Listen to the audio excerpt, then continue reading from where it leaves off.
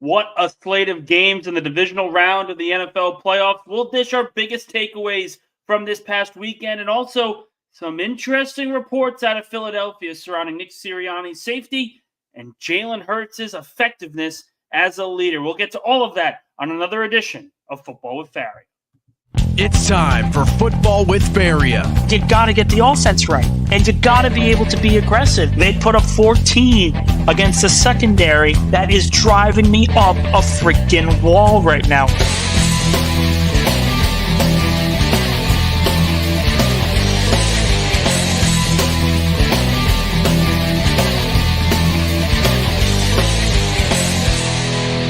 Now here's your host, Nick Faria. All right, welcome back, everybody, on a incredible weekend of playoff football. Every game seemed to have a couple great storylines. Yes, there was a blowout in between, but there were a lot of great games, a lot of great intricacies in each game, a lot of great storylines, just a lot of great football to be played. Baltimore going out there, blowing out the Houston Texans after it really being a competitive contest in that first half, and a lot of people, I think, got nervous down in the Charm City.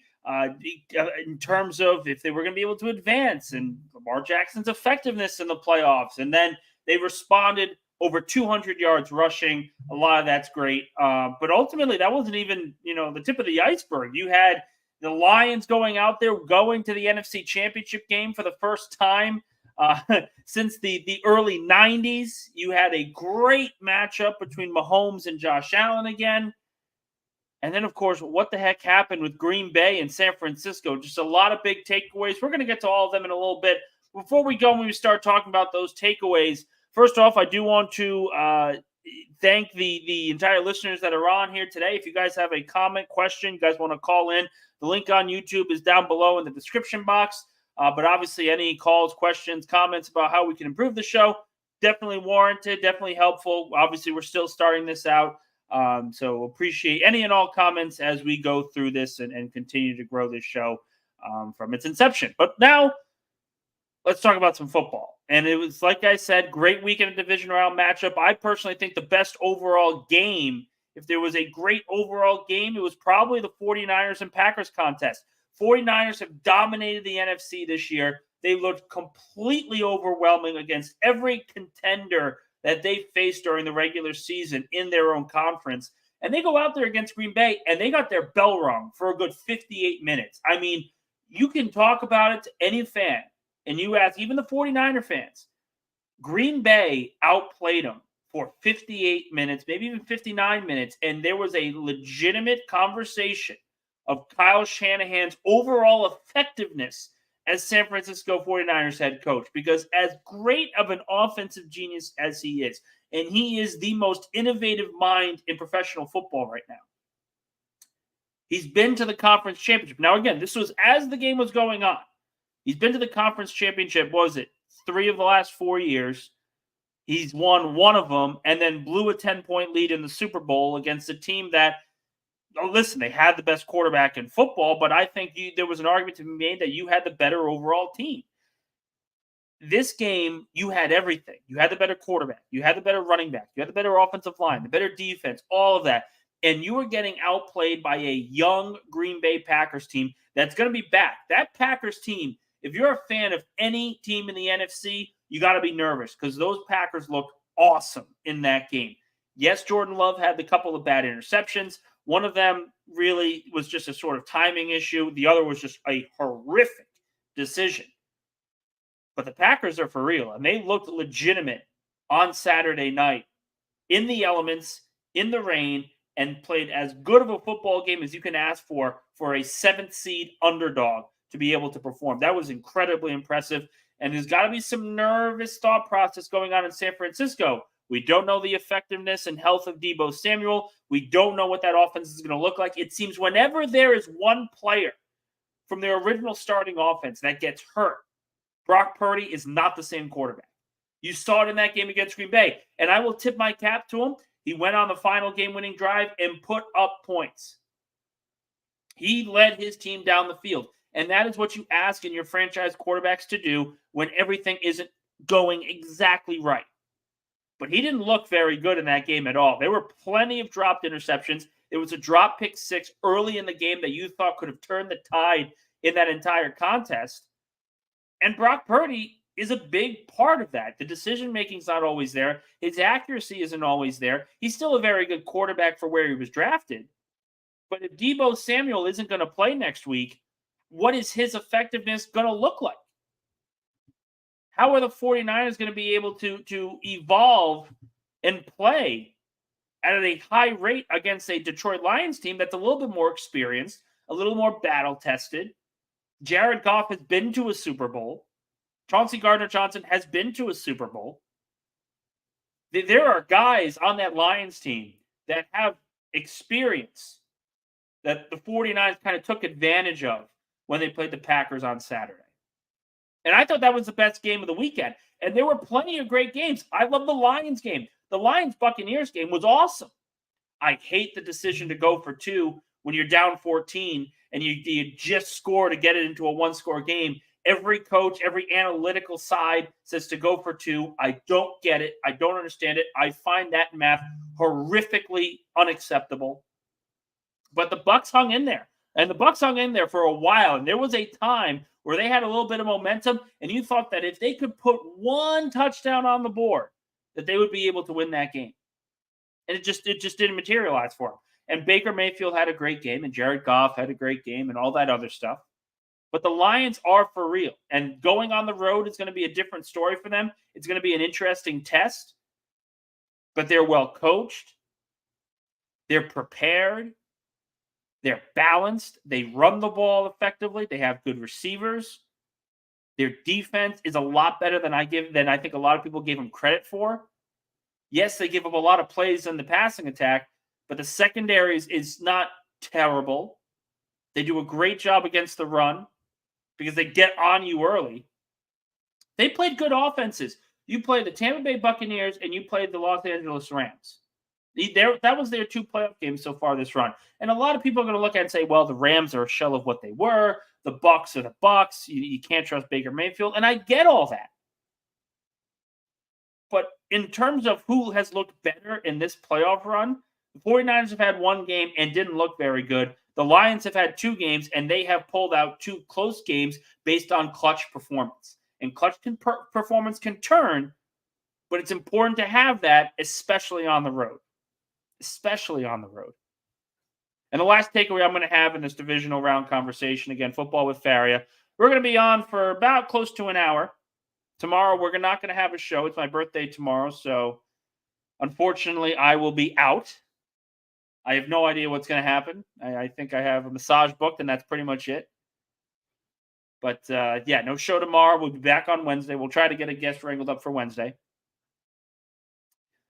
But the last game yesterday was awesome. Like, Josh Allen and Patrick Mahomes, there are a lot of people coming out with takes left and right.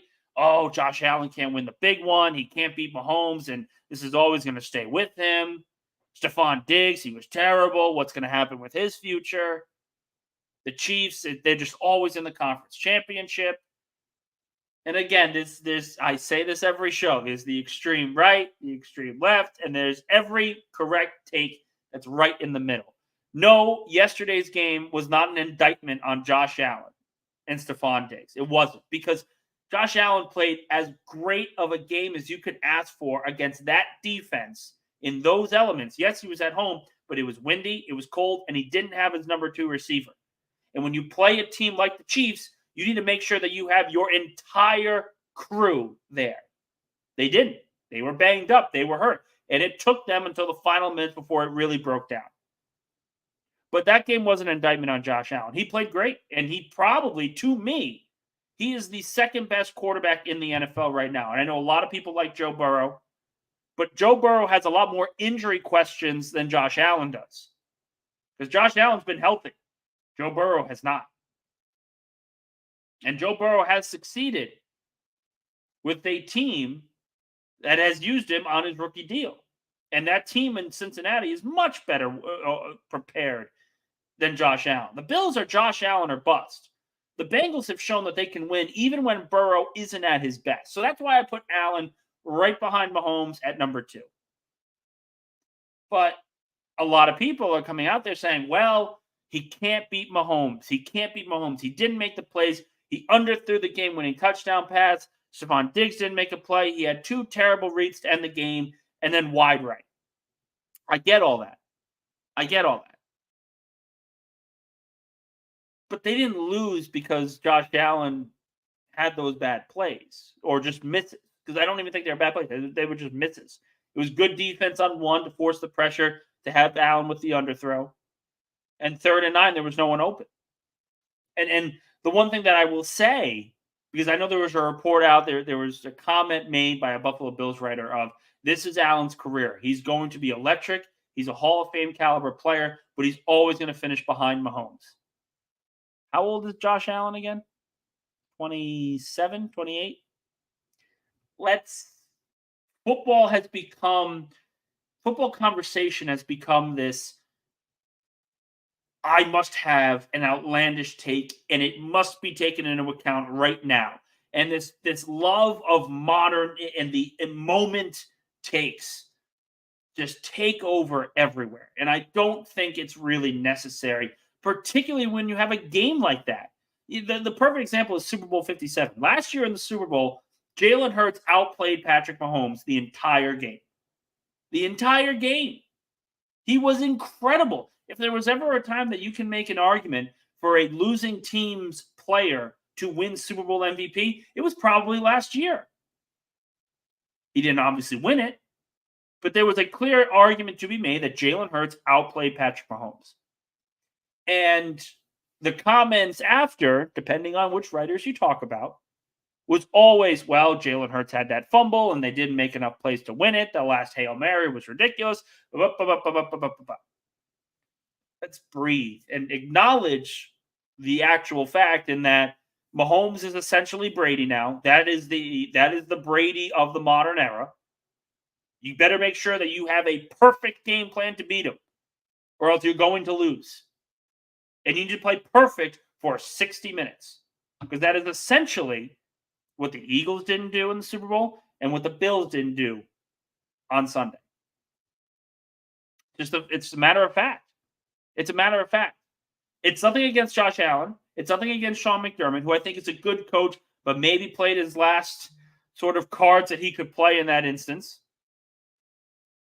But to sit here and say that Josh Allen's legacy is diminished from a loss like that, I find it hard to believe. And I laugh at those kind of comments because it's devoid of fact. How does a game where he doesn't turn the ball over and doesn't, put the ball in harm's way and continuously is the only reason why the Bills were running successfully down the field? I can't put blame on the outcome of that.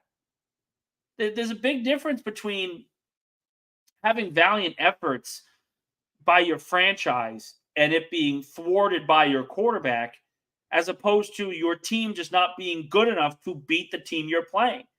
A prime example, the Dallas Cowboys the last 2 years. The Dallas Cowboys are one of the more talented teams in football.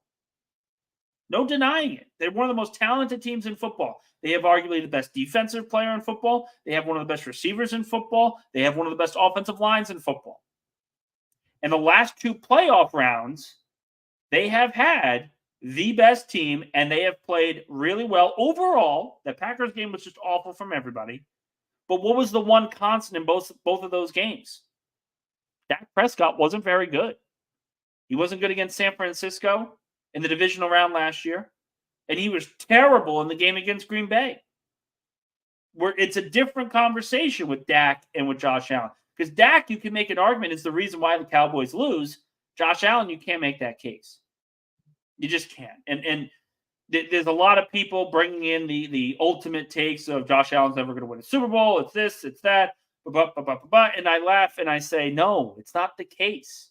You don't need to make these outlandish takes every time someone plays a game. They do it in baseball. Frank Fleming from Barstool, he gets out and screams whenever the Mets lose a baseball game.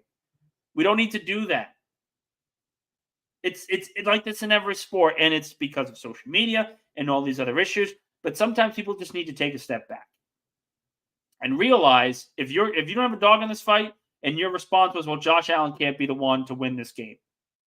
No. Josh Allen just doesn't have a team around him. The offensive line, as good as they've been this year, isn't, world beaters. They didn't have a number 2 receiver. The defense was decimated with injuries. Sometimes when you add context, it kind of tells you the answer for you. And that's why Buffalo lost. And Jet fans got on me yesterday. I love this. And I love Jet fans because they have been absolutely terrific this year. But they got on me yesterday because I said Buffalo was one of the 3 most snake-bitten teams in NFL history.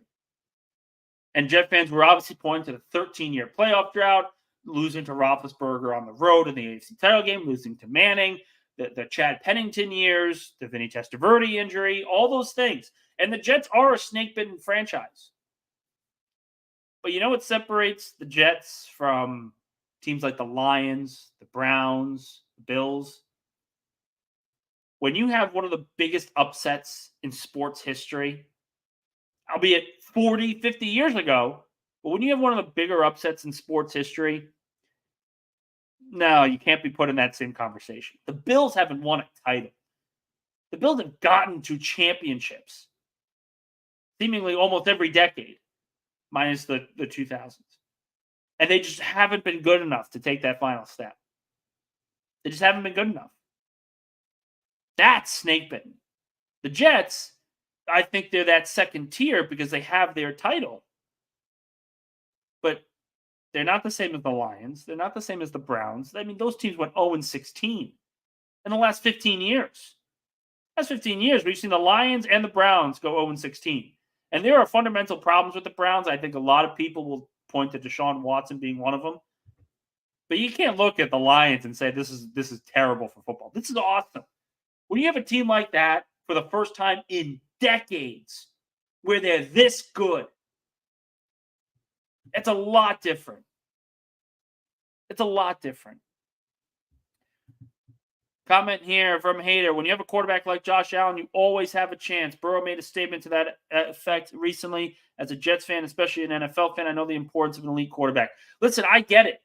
I get it, Hader, and I understand this point to the nth degree. But I have been arguing now for a very long time that, yes, an elite quarterback is incredibly important. You can win without one. You can win championships without one. Because if you have a team like the 49ers, where you're elite at every position, you can mask the kind of quarterback you have. You can mask that kind of guy. Because, and again, you guys hate it when I do this, but 2018, was 2018 MVP Matt Ryan better than Tom Brady that year? I'm not saying all time, I'm not saying career, but I'm saying that year. Matt Ryan was better than Tom Brady. Atlanta could go into that game believing they had the better quarterback. The better team, though, resided in New England. 2017, the next year, the Patriots go in with the better quarterback. Clear as day. Tom Brady versus Nick Foles. And Nick Foles outplayed him. But the reason why Philadelphia won was because the team around Foles was better than the team around Brady. Because both quarterbacks were electric that game. Electric. It's just the way it is sometimes. You need the elite quarterback play, but if you have an all-world roster, sometimes you just need average to get you there. And there's evidence in the modern era to show that. There's evidence to prove that point. The Eagles in 2017 are one. The 49ers have been the case. 2015 Broncos. Peyton Manning wasn't the same player. Wasn't the same player at all. All right, we got a lot of Jets questions here, so we'll definitely bring that up. J-Dubs, thank you for chiming back in. I don't think the Jets are far away. I agree. I don't think they're far away at all. And we talk about teams that are elite at every position. I think a draft or two, maybe some free agent pickups, and the Jets are in that conversation. How many teams have 2 all-pro linebackers? How many teams have all-pro linebackers with a top 5 defensive player in the game, not even at that position? There's very few. Garrett Wilson, Breece Hall, you add in someone else, it's not bad. That's a damn good football team. Listen, they went 7-10 this year. Everyone's going to point to saying, well, they missed the playoffs and everything. They were 7-10. If they were as big of a dumpster fire as the New York media and New York fans pushed, they would have gone 5-12, 3-14, all that. If they didn't have the talent, they would have been eliminated well before they were. Well before. And it's not the case. You get to 7 wins. That's what the Vikings did. That's what the Falcons did. You know what's the common denominator of all three? You didn't have your quarterback.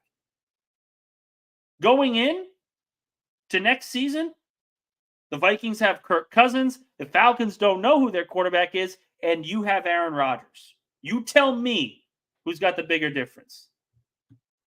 You tell me. Okay? Antonio, Nick Foles was average for a career, but that year he played out of his mind in the playoffs. I get that argument, and he absolutely was. But he wasn't the entire playoffs. In the divisional round, they beat Atlanta at home 15-10. 15-10.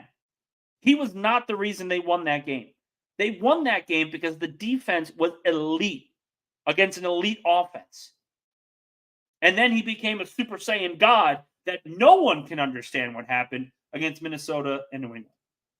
But that proves anyone can get hot.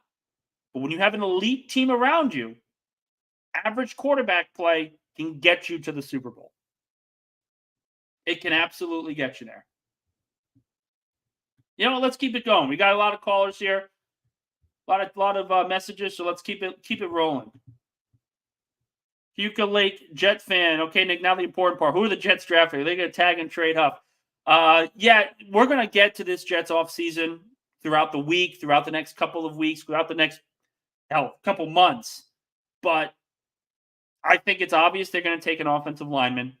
The conversations that I've had, we had Antoine Staley on Friday. For those of you that are new to the program, he also agreed they're taking a lineman. The question is who, right? If Joe Alt falls to 8, I don't think he's going to, but if he falls to 8, how aggressive is Joe Douglas going to be? You've heard me say this. Douglas's lack of aggressiveness killed this team this year. I think it's going to be a big overcorrection in 2024. I think an offensive lineman is very clearly the pick. And the other point to this, are they going to tag and trade Huff? I think that's the safe bet. I know a lot of people like Bryce Huff. I know a lot of people want him to play more. But that's not the Jets' defense. Even if you signed him to a lucrative contract extension, you're signing a player that isn't going to play the amount of snaps like a TJ Watt, like a Micah Parsons, a Hassan Reddick. Guys that are the pinnacle of pass rushers that play 70, 80% of the snaps. But that's not the Jets. And quite frankly, I wouldn't want to be the Jets. You guys are going to look at me like I'm crazy, but when you have a defense that is predicated on consistent pass rush, you need waves of pass rushers.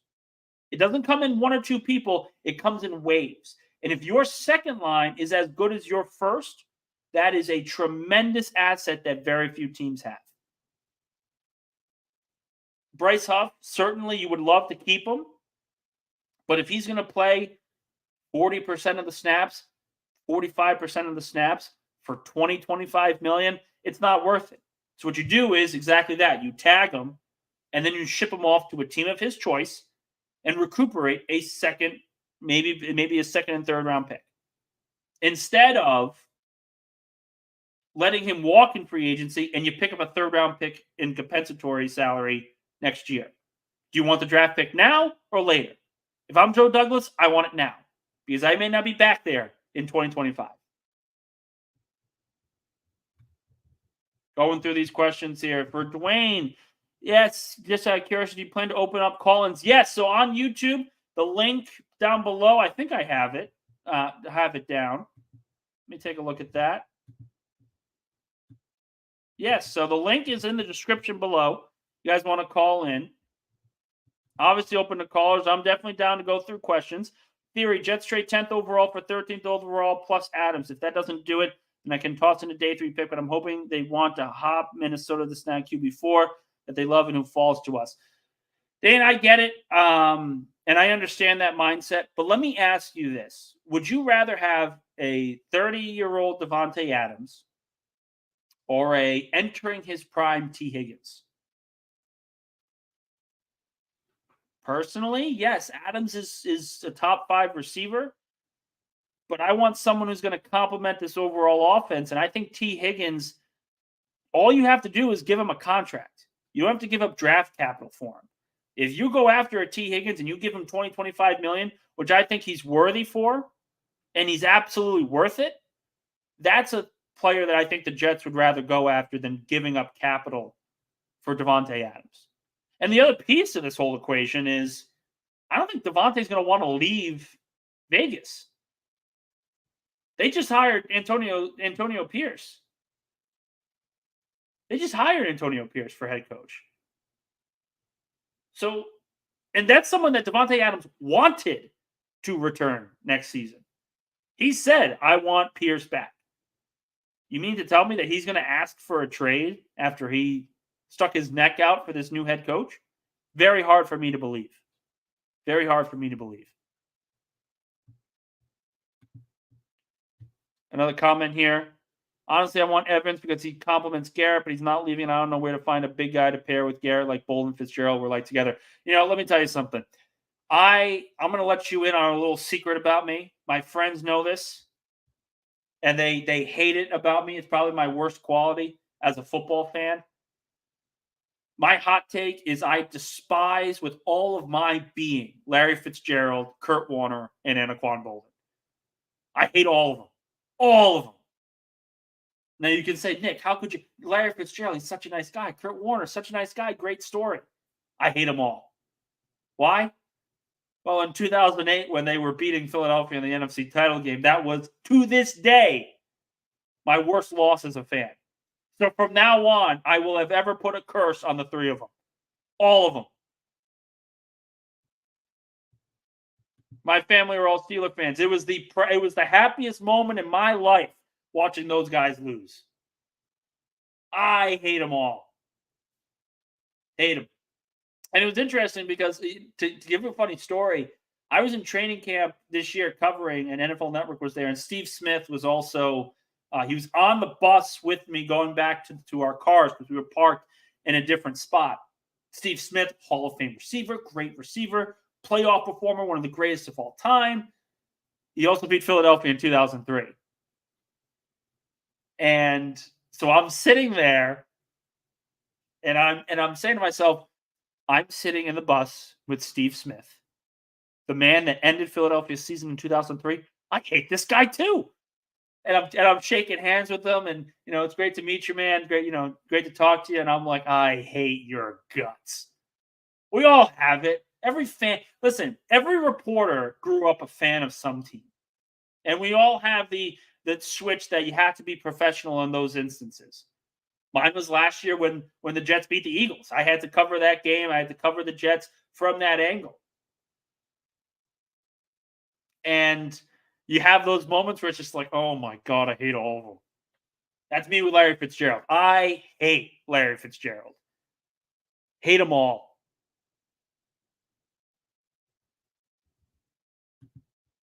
From Hater, love Nick, but Jody has to do what he can to re-sign Huff. Young, homegrown, and talented. Message to locker room, and we have cap flexibility. I totally get that argument. And this isn't me saying they are doomed if they re-sign him, because it would be a great move. Young, homegrown, you've developed him, and you reap the benefits of that on a deal like that.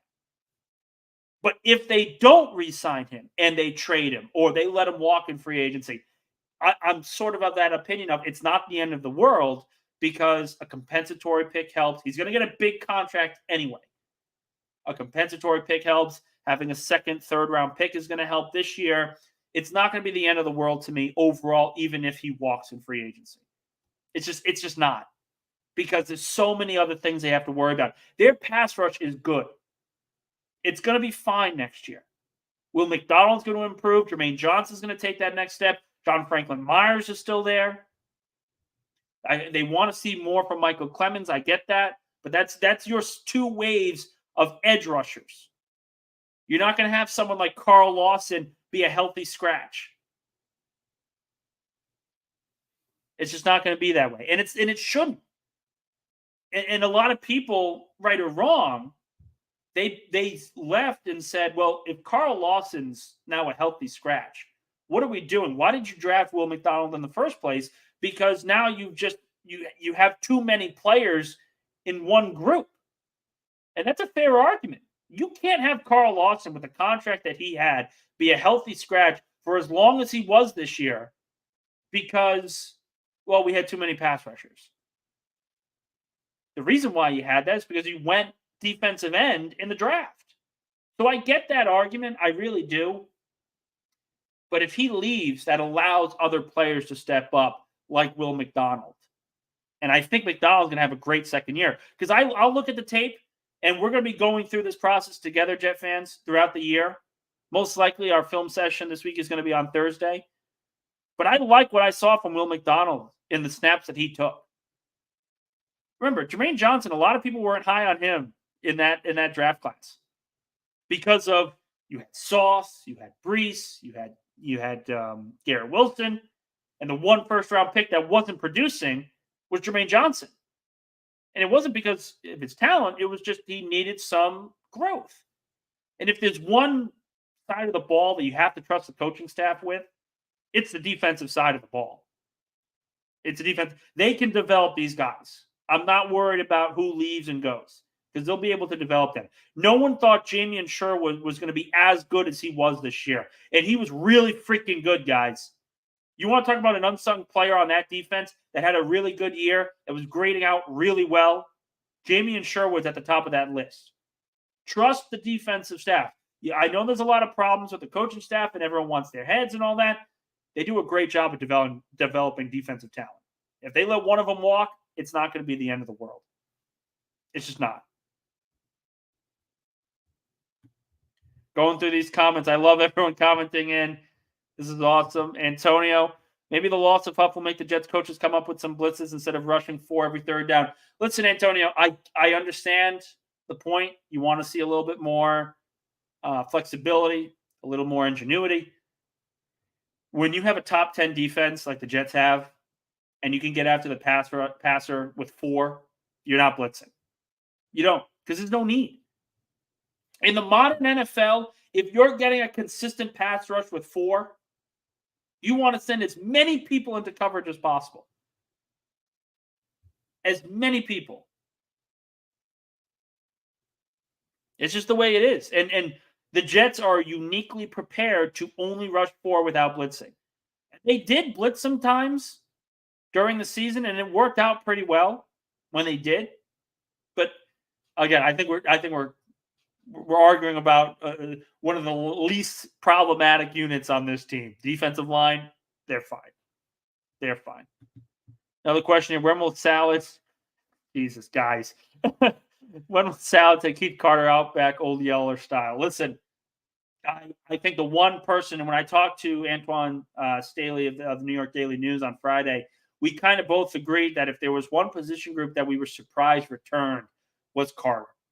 Because veteran offensive linemen, even back in Tennessee, had a problem with him. Even back then, they had a problem. And with all the injuries and the ineffective play, all of that is sort of his ability and his argument to stay. But when you have Mekhi Becton get worse late in the year, and you have Laken Tomlinson get worse late in the year, there's very few arguments to have that. And to sit here and say that no one's going to change and there's no real coaching staff changes, that was at least a little bit surprising to me, because you have the Giants, they're almost potentially changing their entire staffs. Philadelphia is in a brand new staff outside of Nick Sirianni. We're going to get to him in a little bit. Dallas is looking to change some stuff. There's a lot of teams out there that are changing their coaching staffs or changing position coaches because of their ineffectiveness. It's hard to argue that it's hard to defend why the Jets are going to bring everyone back. I understand Hackett. I understand Saleh, Douglas. The arguments I get, and I've made them. I agree with it to a point. Keith Carter, it's the one thing where I look at it and say, there's other problems outside of just the injuries that affected the Jets' offensive line. But we talk about the Philadelphia Eagles. I know a lot of you Jet fans are there. We're going to get to more of your questions later on. But let's talk about some of these bigger pieces that are coming out today. And the biggest one was Jalen Hurts. Man, Philadelphia, Jet fans, I got to tip my cap again. If Aaron Rodgers went out there this year and they went 10-7 and they made the playoffs but lost in the first round, I truly believe Jet fans would defend Rodgers and say, listen, it's his first year with the team. He's going to get acclimated. We're going to be fine for 2024. Philadelphia went 11-6 this year, had one of the worst collapses in modern history, and are now attacking the Eagles franchise quarterback. And I'll ask you guys this.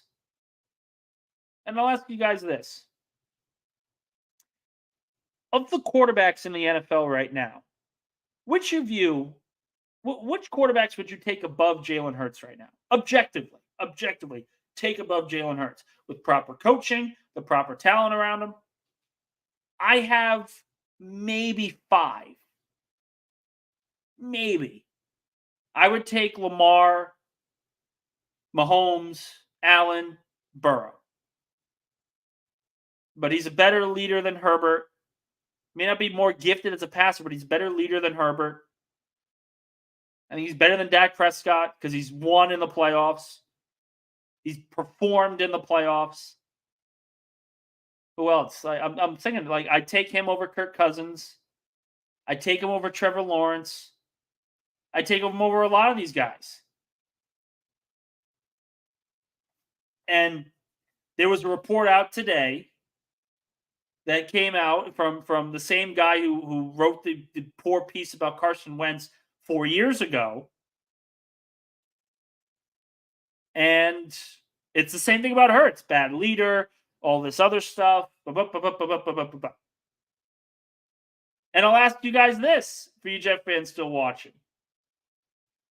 If a reporter came out or there were concerns about Aaron Rodgers' effectiveness as a leader in the locker room, what would your response be? Would you question the article? And I'm not questioning the validity of the article. But if Aaron Rodgers, as a leader in the locker room, was being questioned, I think everyone would find some skepticism there. Everyone would say, well, hold on here. This doesn't make a lot of sense. If you're going to be anonymous, why don't you talk about it in the team locker room? I have a problem with that. And yes, I understand.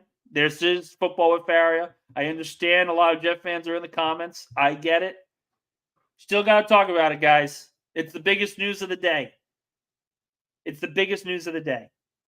When you have a franchise quarterback making $250 million and reports are coming out that he's not a good leader or he's not as bad as Wentz, but he needs to learn how to lead when they're losing, that's big. Daniel Murphy, love it. Hurts doesn't seem like he'd be a bad leader. I agree with this comment. Everything about Hurts over the last 4 years, since he's been in the NFL, all Philadelphia has done is rave about this kid. All they've done for 4 years, even when Carson Wentz was there, they raved about him. Great leader, great locker room presence, always even keel. And now they have a problem with the way he's leading during a losing stretch. That's not how this works. And this isn't, again, to comment on the person who wrote it. This isn't even to question it. But it's more of Philadelphia is very, very spoiled. Very, very spoiled. And I would argue that the fan base isn't as spoiled as the locker room is, because the locker room and the front office are more spoiled than I have seen any locker room before in my life. They started 11 and 10, 11 and 1 this year.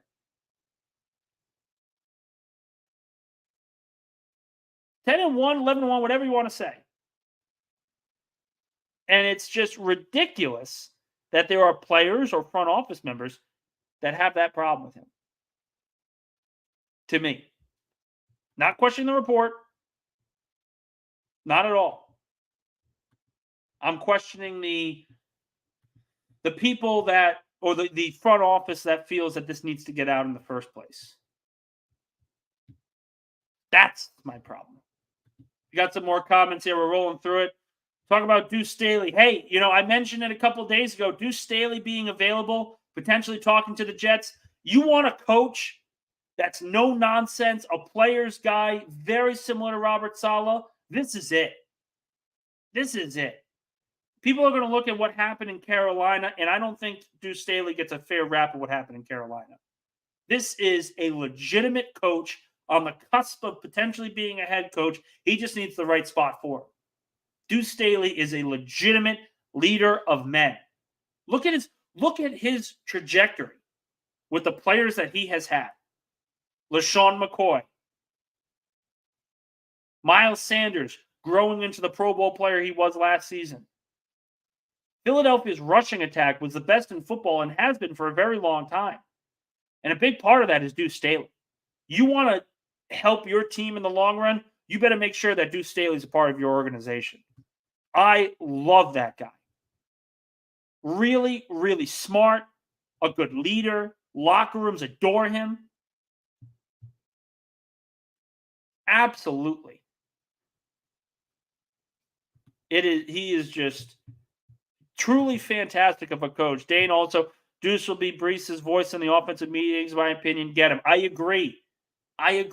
Listen, in the modern NFL, a lot of coaching staffs, you have the pass game coordinator and the run game coordinator. And Nathaniel Hackett, for everything that we can talk about his shortcomings and Aaron Rodgers and all that,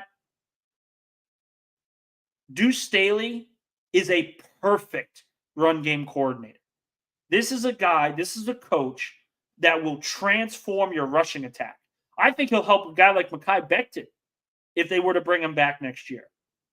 He is. I can't say enough good things about Deuce Staley. He was a finalist for the Eagles job a couple of years ago. He's been a finalist for multiple different coaching jobs. If the Jets get him, that is a fundamentally much improved offense just by his hiring alone.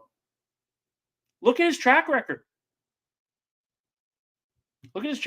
He is such a damn good coach. Going back from Daniel Murphy, back to the Eagles report. Jets fans are used to these BS type of reports. When things are bad with the team, these types of BS reports tend to come out. People like to kick you when you're down. Listen, Daniel, I get it. I don't even know if that's your actual name. If it is, awesome. It's absolutely awesome. But I think there's truth to it. I think there are people in the Eagles organization that have their problems with Jalen Hurts' leadership style. And I think those people are incredibly immature. I think it says more about the Eagles front office than it does about Jalen Hurts. I thought the Zach Wilson comments earlier this year, where people were literally leaking that Zach Wilson didn't want to play. I wasn't questioning the report made by Diana Rossini. I wasn't questioning at all. I was questioning the locker room and the front office that let that get out in the first place. It's not a bad look on Zach. Zach had some fundamental problems. The offensive line was a wreck. The offense was a mess. I understood from his point of view why he would want to sit. I disagreed with it, but I understood his thought process there. And to have that come out, that says more about the front office. That says more about the front office and the locker room than anything else. I was very disappointed in that. Another comment, maybe they'll let that report out to try and take some heat off Sirianni. Chose to use Hurts because they know he's mentally tough enough to handle it. Daniel, it very well could be the case. Very well could be the case. It doesn't look good because, and I said it this way, if the Eagles fired Nick Sirianni after 3 playoff appearances, 3 straight years of playoff appearances. That doesn't look bad on a team like the Jets, who are staying patient with their coaching staff. It looks bad on the Eagles to say, no, we need to get this out. Shiny new toy. Oh, the shiny new toy is gone. Throw it away. Get a new one. Patience. Nothing needs to be thrown out and panic all the time. You don't need that. It's just all of this is just bad stuff from Philly, and it's mostly to do with the front office than anything else. More than anything else. VRDs, though, just got home. Support you, Nick. Appreciate it, guys. I know a lot of you guys seeing a lot of familiar faces from Jake Asman's show. We're definitely just getting started with this. So hopefully, I don't think we're going to be able to build it up as much as Jake, because he's been absolutely phenomenal for a very long time. But we're going to roll. We're going to keep rolling. Again, VR, love watching Drew Staley back in the day. He'd be a great get for the Jets. I agree. And listen, when you are looking for coaches, that are dependable, that do the job well, and have command in the locker room, and they're assistant guys behind someone like Robert Saleh, who's patient, who's nurturing. I talked about it last week with the comparison between Brian Dable and Robert Saleh. When you have someone like Robert Saleh, that's where great coaches like Drew Staley want to come in. That's why these guys would flock this way in the first place. Drew Staley's awesome. Absolutely awesome. He'd be a great get. Going through a couple more of these questions. Mr. Bonesy, hey, I know that name. Do you think Hurts' regression this year is solely the new OC? The word regression to me is stupid. It really is. And this isn't a takeaway from you, Bonesy, at all. Not at all. Because you're not the only one saying it. Everyone's saying it. His turnovers increased. The play didn't look as good as last year. But when you add context, kind of explains it.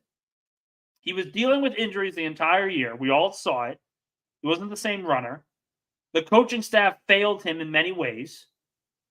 The offensive line wasn't as good as it has been. And he's 25 years old. So, do I think a consummate professional like Jalen Hurts is going to be happy with this season and say everything's fine? No, we know him. He's going to go out in the offseason, work like hell, and be a much better player next year. That's just how it is. It's regression to me is someone who's like in his 30s and playing poorly. Like Joe Flacco's regression was significant. That's regression because he got worse. But from one year of an MVP candidate to another where he actually was the favorite for the first 12 weeks of the season, that's not regression to me. That is adapting and learning. He's still very young.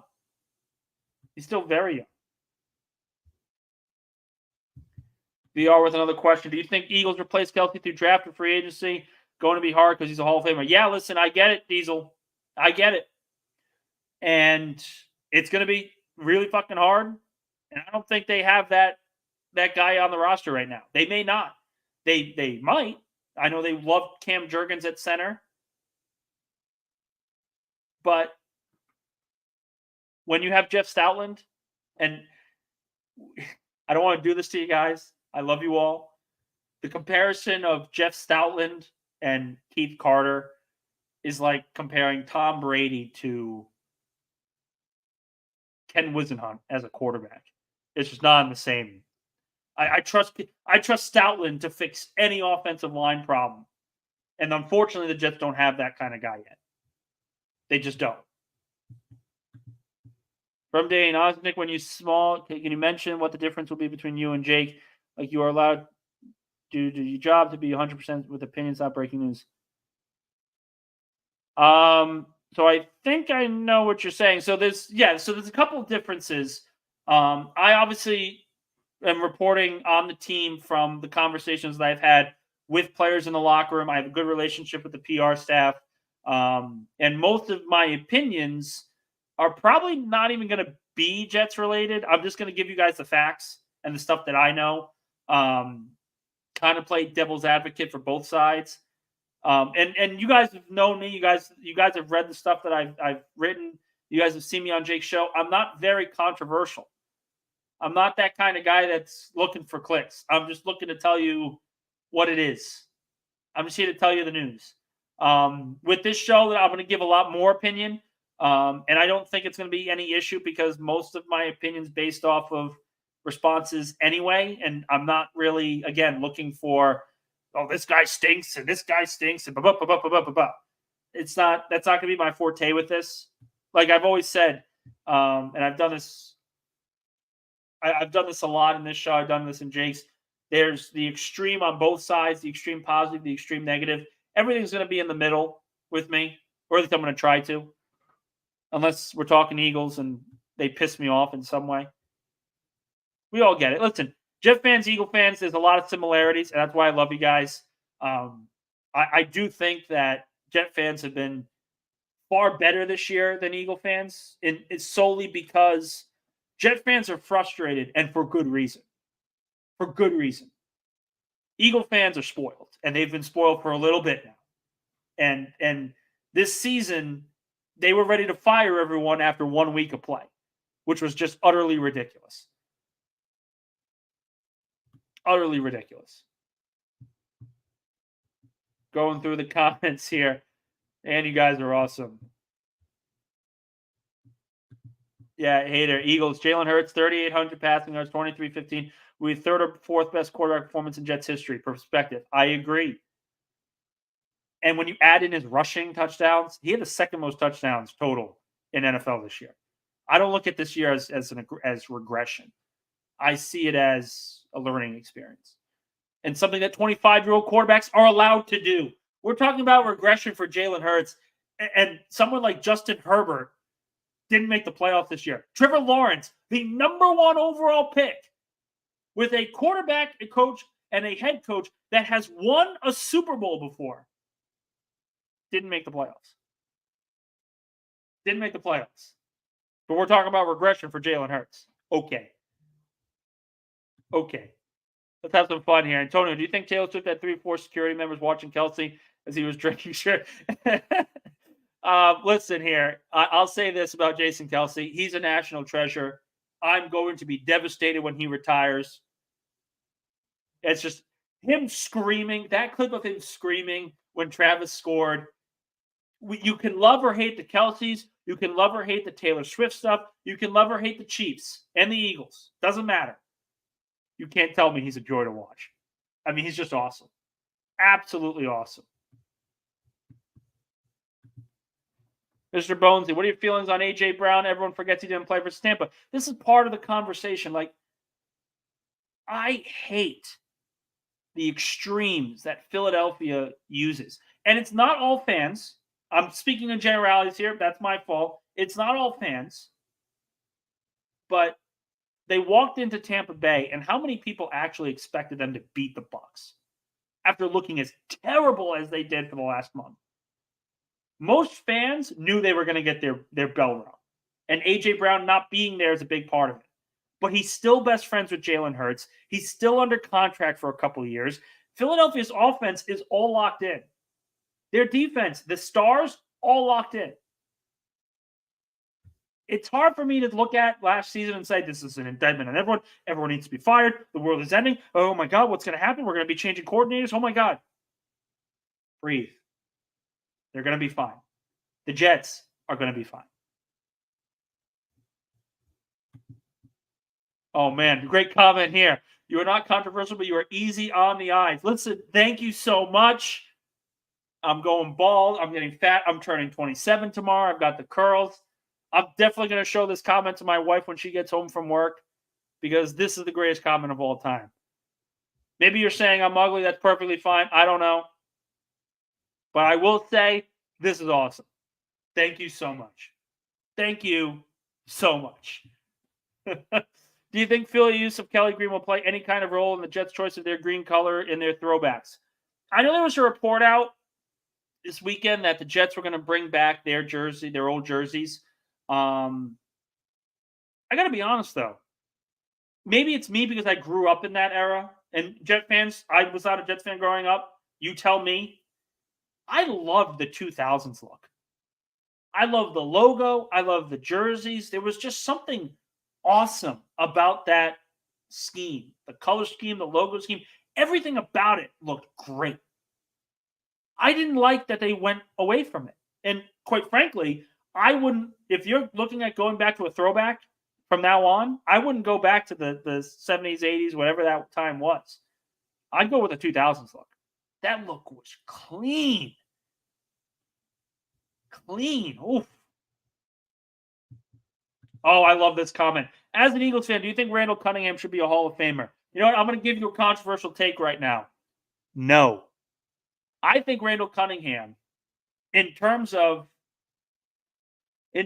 context of where he is in Eagles history and how much he's beloved by Eagle fans, I think he's the most overrated quarterback in Eagles history. I think he's the most overrated quarterback in Eagles history, and I don't think it's close because Philadelphia hated Donovan McNabb. Booed the franchise on draft day. They didn't boo him, but he was booed on draft day. That was what it looked like. They hated him for all his playoff losses. And he won like 9 playoff games in 8 seasons with Philadelphia, 9 seasons with Philadelphia. And Randall Cunningham won 1. You tell me which one should be more beloved. Give me a break. I'm glad this question was brought up, VR, because this is one of my pet peeves when talking about Philadelphia sports. Cunningham is the most overrated quarterback in Eagles history. I think Michael Vick is overrated in Eagles history. He had one great year and then missed the playoffs each of the next 2 years, and then was replaced for Nick Foles. I get it, the excitement, all that other stuff. I think he's overrated. He didn't do anything. He didn't do anything when it mattered. It's just what it is. Oh, this is awesome. Another great comment from Kuka, Lake Jets fan. And again, if I mispronounce any of your names, I'm very sorry. I'm terrible with pronunciations. College head trainer used to be the Eagles trainer in the 80s during Randall's heyday and around the strike year. He had some good stories. I'm sure he did, man. Eagles in the 80s, that Buddy Ryan team, that was some fun. I wasn't alive for it, but I heard that was some fun. Good question here from Mindy. Who cans their coach first, Philly or Buffalo? I got to be honest. I think Buffalo is going to change their coaches. I'd be surprised if Sean McDermott returns for another year. Another playoff loss where his coaching decisions kind of played a role in it. I think Buffalo goes with a different coaching staff. Just me. I think Philadelphia, Nick Sirianni safe. They're obviously changing their coordinators, but that's been the case. For Murphy, who I also saw was his actual name. So, man, let me tell you, your parents blessed you. Your parents blessed you for all your life. She's been great to Jets fans. We're more than happy to come and BS a little Eagle football or football in general. Breath of fresh air from the dumpster we've been talking about anyway. Listen, I get it. I always try to talk about the Jets on the show. Film room. We're going to have a film room on Thursday. So for those of you that are watching, definitely come in. Dane, from 4 viewers to 11, I think my bat's ignored. Listen, we're starting out small here, and it's perfectly fine. It's perfectly fine, and we appreciate all the support that comes in. So definitely, listen, we're starting. My thing is, if the views increase, great. I'd love to not have to find a full-time job. But if they don't, I'm here to talk football. It's fun talking football. From Hater, 27, you're younger than 2 of my 3 daughters, bro. You just starting. Keep up your head up, grind. Thank you very much. I appreciate all you guys. Listen, I would not have gotten the support that I've had without you, Jet fans. You guys have been overwhelmingly awesome. Overwhelmingly awesome. It's stuff. My parents they're from Rhode Island. They might be listening from Rhode Island right now. They would come up to me and call me daily. Did you see this comment on Twitter? These guys love you. This is awesome. Small town kid from Rhode Island. Never really had much. That was very overwhelming. I can't thank you guys enough. Jets fans hold a very special place in my heart. Going through these comments. Hater again, yes. One McNabb is better than two Cunninghams. Cunningham was fun to watch. Listen, Cunningham was one of the best quarterbacks to watch in terms of just overall viewership. One of the funnest guys you can watch.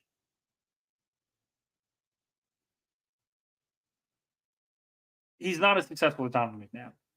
I think there's an argument to be made about Donovan McNabb making the Hall of Fame more than Randall Cunningham. Antonio, Belichick to Buffalo. From the reports that we've heard, it sounds like he's going to Atlanta, and nobody wants Belichick. And you want to know why no one wants Belichick? Because he's bringing in Josh McDaniels and Joe Judge and Matt Patricia. You know, the band. They're getting the band back together. The band that went 4-13 last year. I think that day and age is done. Rat Daddy, Nick, he's such a nice guy. To be honest, he was not great to chat with on Jets B. So I know you're not going to like this. I know this is not an answer you guys are going to be liking regardless. I didn't have a bad experience with anybody. I didn't have a bad experience with anyone. I appreciated Al, Antoine, those guys a little more because we were just kind of always just talking to each other. But Connor Hughes was great. Zach Rosenblatt was great. All these guys. Rich Cimini was extremely nice to me. These guys were great. And I know a lot of Jets fans don't like them. I get it. I'm not here to stake a claim of who you guys should like or not like. They were all extremely kind to me. And I'm not one. Listen, I'm 27. I'm just starting out my reporting career. I'm not trying to rock the boat. And my job is more, I'm just here to do my job. And for the most part, and for all the experience that I've had, it killed, put it this way. When I was laid off, it killed me. I'm still recovering from it. I'm still not in the right mental state because of everything that happened, but it killed me that I couldn't finish the season going to practice every day. Tore me up to pieces. And it was because the locker room was great, the PR staff was great, the beat was great, the fans were great. It was an awesome spot to be in. Awesome spot. All right, we got a lot more questions. I'm only going to stay on for a couple more minutes because I know my wife's about to get home, so we're just going to play along here. Trying to go through this. And again, we're still new on StreamYard, so I'm still learning the whole kits and pieces.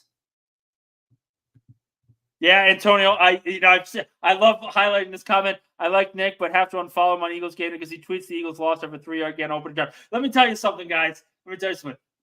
Myself as a reporter is completely different from myself as a fan. Completely different. I am psychotic during games when it's my team watching. When I'm just watching on my couch. Psychotic. It's just how it is. I'm a negative Nancy. Everything is wrong. We all understand it. It's everything happens like that. That's all it is. If I'm the reporter you guys follow for news and all that, great. You're gonna have to get that other stuff though, because it's just the natural point. Mute me, unfollow me, whatever you want to do. It does not hurt my feelings. It does not. Who's a sneaky team next year, in your opinion, not named the Jets? I think the Washington Commanders. Put it down nice and early. They're really young. They're going through a rebuild. I think the Commanders can win the NFC East next year because they're going to have Drake May, and I really like Drake May as a prospect. They're going to have a new coaching staff. The organization is completely flipped its head. You want a nice little surprise, nice little hot take? I think Washington's going to compete and surprise a lot of people. From Hawk, a newcomer here. Welcome. All right, Nick, give it to me straight. What percentage chance do we have of keeping Zach next season or maybe even extending him 2 years to drop his cap hit? Yeah, no. He's not coming back. We had Antoine on Friday say the same thing. We had him saying the same thing. It's just not going to happen. He's leaving. It's just it's better for him and better for the franchise. It was just better for both. Some of it's Some of it's there. It's just, listen, and he looked good. And at times, he looked good this year. He played really well against Houston and really well against Kansas City. And Kansas City's a good defense. Houston's a good defense. But he wasn't consistent. He wasn't nearly consistent enough to keep a backup quarterback job. If they're going after this and they're doing this the right way and they're going to attack the backup quarterback role, I look at Ryan Tannehill as the guy that they're going to bring in. May not happen, but if I'm a betting man, I'd put Ryan Tannehill becoming the backup quarterback for the Jets on that step. And that's probably the one that I'm saying is the safest move that's going to happen, because I think the Jets are going after T. Higgins. I think they'll get him. But also, you never know what's going to happen. You never know what's going to happen there. So I get that. I get it. All right, one final comment here. Please no more Zach talk. He's referred to as he will not be named. Listen, as a Harry Potter nut, I've read the books like 30 times through. I get it. I love the nickname. If we want to do it, that's perfectly fine. It's just how it is. Okay. All good. All good.